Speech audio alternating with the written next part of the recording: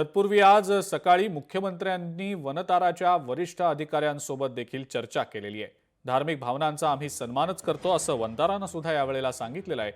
माधुरीला नांदणी मठाकडे देण्यासाठी याचिकेमध्ये आपण सहभागी असून हत्तीणीचा ताबा घेण्याचा आमचा प्रयत्न नव्हताच असं सुद्धा वनताराकडून स्पष्ट करण्यात आलंय।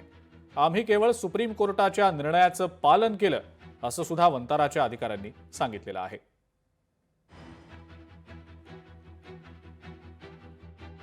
आज मी वनताराच्या अधिकाऱ्यांना बोलवलं होतं, त्यांच्याशी मी चर्चा केली। सुप्रीम कोर्टाला विनंती करू की हा हत्ती म्हणजे माधुरी त्याला तिथेच आपल्या कोल्हापूरमध्ये नांदणी मठ जे आहे त्याच्या परिसरामध्ये तिथेच आपण एक रेस्क्यू सेंटर तयार करू। हाय पॉवर कमिटीने ज्या प्रकारचे निर्देश दिले आहेत त्या निर्देशानुरूप सर्व प्रकारच्या सोयी तिथेच करू आणि तिथेच तो हत्ती आपण आणू अशी आम्ही मागणी करतो आणि तुम्ही त्याला समर्थन द्या।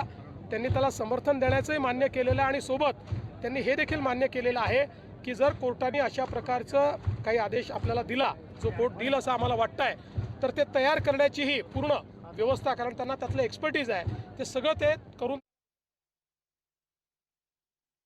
आजच त्यांनी वनताराचे सीईओ विमान यांच्याशी या ठिकाणी चर्चा केली आणि आज त्याचं ट्विटही त्यांनी त्या ठिकाणी केलंय आणि त्यांनी जो वनतारा परिवार आहे त्याला सुद्धा महाराष्ट्र शासनाबरोबर मठाबरोबर राहण्याचं नियोजन त्यांनी या ठिकाणी असल्याचं सांगितलंय। ही स्टेप अत्यंत महत्वाची स्टेप आहे, कारण रिव्ह्यू पिटिशन मध्ये ज्यावेळी या ठिकाणी हे सगळं जाईल त्यामध्ये वनतारा आणि महाराष्ट्र शासन ज्यावेळी ह्या दोन्ही बाजू मठाच्या बाजूने उभं राहतील त्यावेळी निश्चितपणे आमची हत्ती नांदणीला महादेवी यायला मार्ग सुखकर होईल। न्यायालयीन कामकाजामध्ये अडकून वेळ काढण्यापेक्षा आमचं स्पष्ट मत असं आहे की महामहिम राष्ट्रपतींनी याच्यामध्ये हस्तक्षेप करावा आणि सरळ जनभावनेची दखल घेऊन हा हत्ती नांदणी मठाकडे सुपूर्द करण्याचा आदेश द्यावेत। संपूर्ण महाराष्ट्रातला सर्वच जनता आता माधुरीला परत आणण्यासाठी आतुरलेली आहे आणि जनभावनेचा जरा तरी विचार केला पाहिजे। सर, माधुरी हत्तीला आणण्याच्या बाबतीत एक वेगळा न्याय, मग आम्ही पण जंताराला जायचं का, तिथनं तिला अशाच प्रकारे हिंसाचार करून सोडवायचा का, असा प्रश्न आमच्या समोर येतो।